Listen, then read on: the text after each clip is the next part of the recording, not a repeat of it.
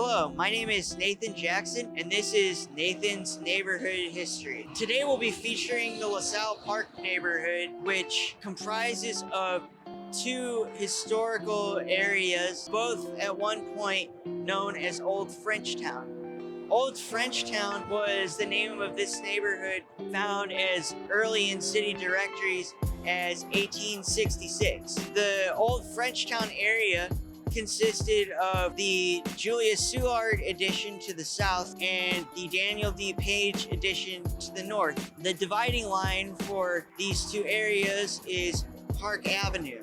First, we'll be starting with the Julius Seward addition, which also includes the Seward neighborhood, but this section of the neighborhood was cut off from the rest of Seward in 1952 when Highway 55, originally known as the 3rd Street Expressway, was built. The first building that we'll be featuring is the St. Vincent de Paul Catholic Church. The story behind the church begins in the late 1830s when Bishop Joseph Rosati wanted to dedicate a church to the south of downtown to feed the ever-growing population of St. Louis. Keep in mind that St. Louis was rapidly growing. In 1830, it had 5,000 people. By 1840, it was up to 16,000. By 1850, it had reached 77,000 people. And by 1860, it had reached 160,000 people.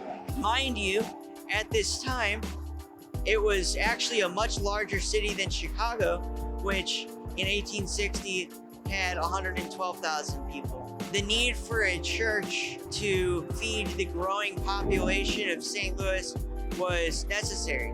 Originally, he wanted the church to be named Holy Trinity, but the people who were organizing that had their plans fall through, and so he asked Julius Seward to dedicate some land in her new addition back in the late 1830s, early 1840s. And in 1843, she donated this plot of land across the street from her home. Had the Vincentians, group from France, who had an organization that specialized in helping the poor, and they were from France, and Julia Seward was also French. With her blessing, they were able to start this parish right here in 1844. Within a year of that, the church was constructed in the Greek Revival style. The two architects of the church were George I. Barnett and Meriwether Lewis Clark.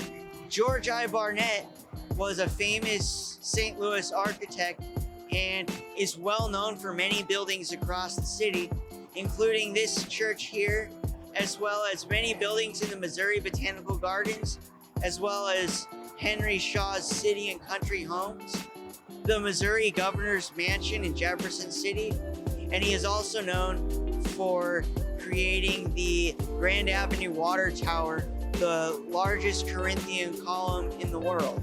George Barnett continued to create many buildings throughout the city of St. Louis and is one of the most influential architects of mid-19th century St. Louis. Meriwether Lewis Clark is most notable for being the son of William Clark of the famed Lewis and Clark expedition. Lewis and Clark had their expedition between 1804 and 1806, explored the Louisiana Purchase and western half of the United States.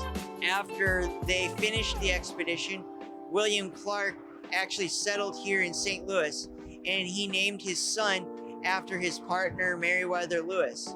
His son became an architect and in 1845 helped to complete the construction of this church. The St. Vincent de Paul Church was completed on November the 10th, 1845. In 1849, the church had an updated front facade and steeple added by another German architect named Franz Seiler. It was around this time that St. Louis had a population boom after a book was written calling St. Louis and Missouri America's Rhineland. This area quickly became a center for St. Louis's German population. Thus, this church became German Catholic Church. In 1859, the church also built a Catholic school building, which you can see over here. The Catholic school building was built also in the Greek Revival style in 1859. It is one of the oldest surviving Catholic school buildings in the city. The church itself is actually the fourth oldest Catholic church in the city. In 1896, there was a devastating tornado that came through this area, killing 300 people. To demonstrate the power of the tornado, we have to look at what happened to the Catholic school building. The Catholic school building, as you can see, has a hipped roof, which is actually a rebuild from after the tornado. But the original roof to the school building was torn off by the tornado and carried all the way 1 mile away to Lafayette Square by the powerful winds of the tornado. After the 3rd Street Expressway was built in 1952, the church's parish began to decline in population. This continued until the 1970s. In the late 1970s, as the Seward and Lasalle Park neighborhoods began to be restored, this church changed its mission and began to start helping and feeding the homeless. And after starting its homeless outreach, the parish started to grow again up till today, and the church is now one of the largest Catholic parishes in the area. Join us on Friday for the full tour of the Lasalle Park neighborhood.